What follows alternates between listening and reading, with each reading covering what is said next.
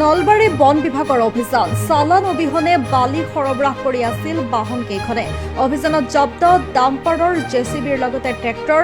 নলবাৰী আঞ্চলিক বন বিষয়া অনিমেষ কলিতাৰ নেতৃত্বত বন বিভাগৰ অভিযানত জব্দ 4খন ডাম্পাৰ, 2খন ট্ৰেক্টৰৰ লগতে এখন জেচিবি। নলবাৰীৰ পাগলাদিয়াৰ বুকুত অবৈধভাৱে মাটি খনন কৰি থাকোঁতে জব্দ কৰি বন বিষয়াৰ কাৰ্যালয়লৈ আনে গাড়ীকেইখন।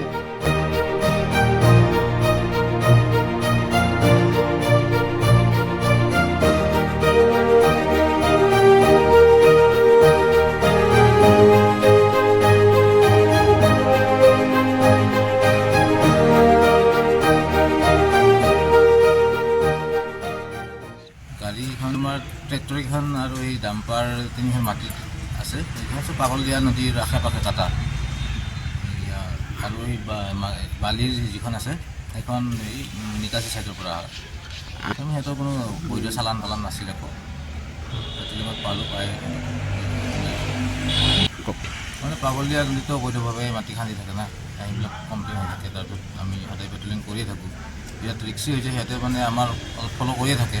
তাৰপিছতো আমি অলপমান হেৰি কৰি পেলাই ব্যৱস্থা কৰি কি গাড়ী ট্ৰেক্টৰ আমাৰ 2খন আছে, জেচিবি এখন আছে, তাৰপিছত ডাম্পাৰ 5খনেই আছে। সম্পূৰ্ণ আমাৰ হেৰি এই অফেন্স হ'ব। এতিয়া অফেন্সৰ পিছত এতিয়া হ'ব যিটো ৰাজহটো দিয়াৰ পিছত এই অভিযানটো আমাৰ পূৰা দমে চলি আছে আৰু চলি থাকিবই। আমাৰ বিশেষকৈ বন বিষয়া আমাৰ অনিমেষ কলিতা ছাৰৰ নিৰ্দেশতে আমাৰ গোটেই আমাৰ হেৰিবিলাক চলি আছে। ডিউটি অপাৰেশ্যন হওক যি হওক, তেখেতৰ নিৰ্দেশমৰ্মে আমি কৰি আছোঁ অপাৰেশ্যনবিলাক। নিউজ এক্স ৰিপৰ্ট নিউ ৰামধেনু।